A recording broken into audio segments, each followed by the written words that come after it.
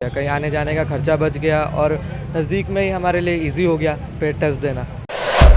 हम लोग चांस है, देखिए अब बता नहीं सकते क्योंकि बायो में 85% क्वेश्चन बना है और 20% दोनों में फिजिक्स और केमिस्ट्री में बना है। ये तो सबसे बड़ी सुविधा हुई कि पहली बार हमारी डिस्ट्रिक्ट टाउन में ही एग्ज़ाम हुआ। शिक्षा की जो हालात है इस पर भी हम लोग चर्चा करते हैं। गुरु को ना वो इज्जत नहीं मिल पाती है जो उनको मिलनी चाहिए। मैं सिवान के बच्चों के लिए, जो बच्चा सिवान हमारे विश्वविद्यालय देवभूमि उत्तराखंड विश्वविद्यालय में आएगा, उनके लिए 56 कोर्सों में 25% स्कॉलरशिप फ्लैट देना चाहूँगा। जो बच्चों के संस्कार पहली कक्षा से 12वीं तक आते हैं वो सदैव उनके साथ रहते हैं कि हम अपने बच्चों को एक अच्छी जगह भेजें ताकि उनको अच्छा शिक्षा मिले। हम लोग हमेशा से चलते आ रहे थे उस रास्ते पे और वहाँ से आके ज़मीन सब कोड़ना स्टार्ट कर दिया।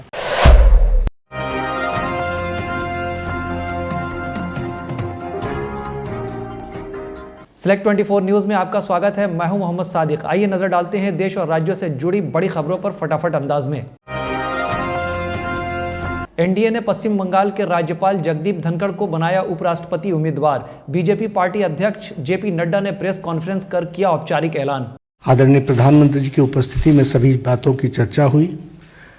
कई नाम हमारे पास आए जिन पर चर्चा हुई, बड़ी वृहद चर्चा हुई। सभी दृष्टि से चर्चा में, समाज की दृष्टि से, देश की आवश्यकता, बाकी सारी चीज़ों को देख करके सभी नामों पर बड़ा गौर किया गया।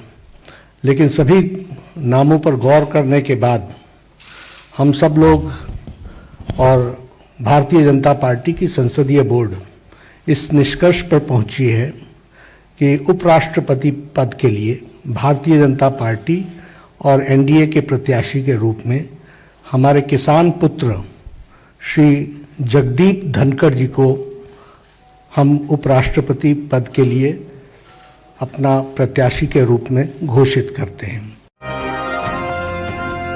मार्गरेट अल्वा होंगी विपक्ष की उपराष्ट्रपति पद की उम्मीदवार। कांग्रेस की दिग्गज नेता है मार्गरेट अल्वा, पूर्व में राज्यपाल भी रह चुकी हैं। एनडीए की ओर से जगदीप धनखड़ को उपराष्ट्रपति उम्मीदवार बनाए जाने पर जेडीयू ने किया स्वागत। मुख्यमंत्री नीतीश कुमार ने समर्थन का किया ऐलान, शुभकामनाएं भी दी।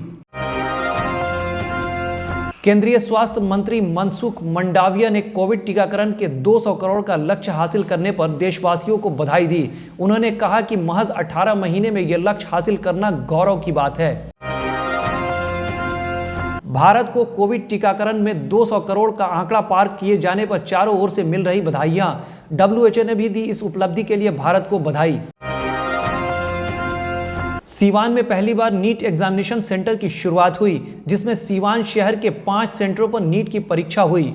नीट की परीक्षा अपने शहर में देने पर अभिभावक और अभ्यर्थियों में खुशी की झलक दिखी। हमारे संवाददाता सिराज ने नीट सेंटर इकरा पब्लिक स्कूल पर अभ्यर्थियों और गार्जियन से बातचीत की, आप भी देखिए। एक्चुअली फर्स्ट टाइम जब नीट कंडक्ट हुआ तो हमारे लिए बहुत सुविधा हो गया, कहीं आने जाने का खर्चा बच गया और नज़दीक में ही हमारे लिए ईजी हो गया पे टेस्ट देना।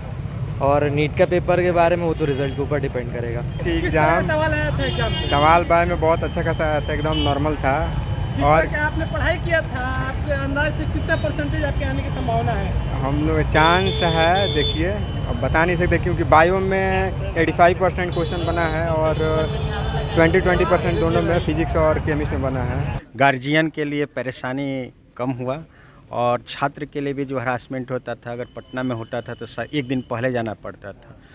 और जो निम्न वर्ग के या मध्यम वर्ग के लोग थे उनको खर्च भी ज़्यादा बियर करना पड़ता था।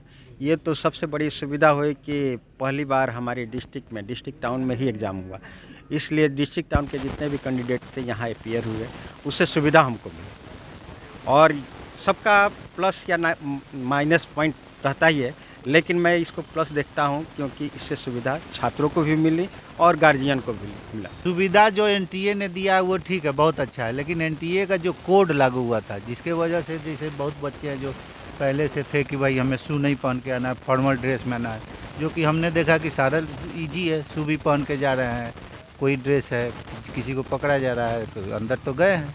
तो ये थोड़ा सा हैरेस जो है एनटीए की तरफ से, ये नहीं होना चाहिए। रूल सबके लिए बराबर होना चाहिए। है ना। ये एक अच्छी चीज़ है, अच्छी चीज़ नहीं है। हाँ, सुविधा ये हुआ कि जो हम बाहर जाते थे, जैसे हम एक बार गए एग्जाम देने, बहुत दिक्कत है, चूँकि छपरा से आए हैं तो बहुत ही आराम है। आज सुबह चले यहाँ आ गए। संसद के मानसून सत्र की जल्द हो रही शुरुआत, तैयारियां पूरी। कल स्पीकर ओम बिरला ने बुलाई थी सभी दलों की बैठक। बिहार में कोविड के मिले 338 नए केस। पिछले 24 घंटे में पटना में मिले 130 नए संक्रमित। ऐसे में अब 2641 एक्टिव मरीजों की संख्या दर्ज की गई। सीवान के hotel select and marriage hall में देवभूमि यूनिवर्सिटी उत्तराखंड की ओर से गुरु सम्मान कार्यक्रम का आयोजन किया गया। कार्यक्रम की शुरुआत राष्ट्रगान से हुई और जीरादेई के माले विधायक अमरजीत कुशवाहा को सर्वप्रथम सम्मानित कर सभा की शुरुआत की गई। मैं सबसे पहले अपने तरफ से आप सबको हार्दिक अभिनंदन और बहुत बहुत बधाई धन्यवाद देता हूँ। अच्छा लगा है। आज की जो देश की राजनीति है और इस व्यवस्था में आज के दौर में शिक्षा की जो हालात है, इस पर भी हम लोग चर्चा करते हैं और आपकी अपनी समस्याओं पर भी हम लोग चर्चा करते हैं। लेकिन ये अवसर अभी तक मुझे प्राप्त नहीं हुआ। शिक्षा और शिक्षक समाज के, मैं समझता हूँ कि सबसे जो महान लोग होते हैं, जिनके निर्देशन में माने गुरु का जो स्थान जो होता है, मैं समझता हूँ कि वो सबसे बड़ा होता है।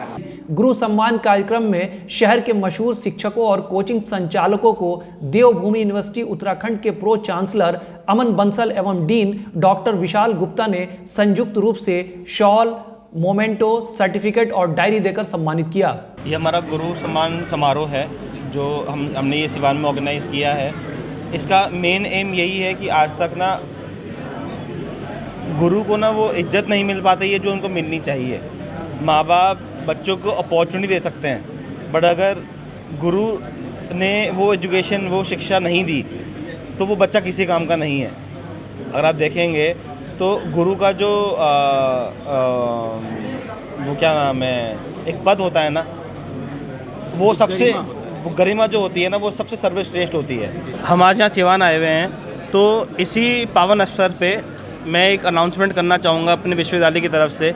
जो हमारे बिहार से मैथमेटिशियन रहे हैं ना, भगवान मैथमेटिशियन वशिष्ठ नारायण जी, तो उन्हीं के आधार पे वशिष्ठ नारायण स्कॉलरशिप के तहत मैं सिवान के बच्चों के लिए, जो बच्चा सिवान हमारे विश्वविद्यालय देवभूमि उत्तराखंड विश्वविद्यालय में आएगा, उनके लिए 56 कोर्सों में 25% स्कॉलरशिप फ्लैट देना चाहूँगा। ये प्रोग्राम हमने देवभूमि उत्तराखंड यूनिवर्सिटी की तरफ से सिवान में आयोजित किया है। मैं सर्वप्रथम कैब का धन्यवाद देना चाहूँगा जिन्होंने हमें ये मौका दिया, अवसर दिया कि हम शिक्षकों का सम्मान करें। जो बच्चों के संस्कार पहली कक्षा से 12वीं तक आते हैं, वो सदैव उनके साथ रहते हैं और उन संस्कारों को उनके माता पिता के अलावा जो देने वाले हैं वो उनके शिक्षक हैं। हमारा विश्वविद्यालय अकेला ऐसा उत्तराखंड के अंदर विश्वविद्यालय है जिसके अंदर इतनी डिफरेंट कैटेगरीज़ की स्कॉलरशिप्स हैं, कोई भी छात्र शिक्षा से वंचित ना रहे, इसका हमारा मैनेजमेंट पूरा ध्यान रखता है। आगे की एजुकेशन का जो एक कड़ी है, निश्चित तौर से इस कड़ी को जोड़ने के लिए कि बच्चे अगर आगे जाते हैं उनको अच्छा एजुकेशनल इंस्टीट्यूट मिले, अच्छे कोर्सेज मिले, इसके लिए हमने बहुत सारे लोगों से बात की और अमन सर से बात हुई, सबसे हुई, और वो इसलिए आए हैं और हम लोगों ने इसलिए भी बुलाया है कि हम अपने बच्चों को एक अच्छी जगह भेजें ताकि उनको अच्छा शिक्षा मिले और अच्छा मतलब उनको एक जीवन चलाने के लिए एक अच्छा आधार मिल सके।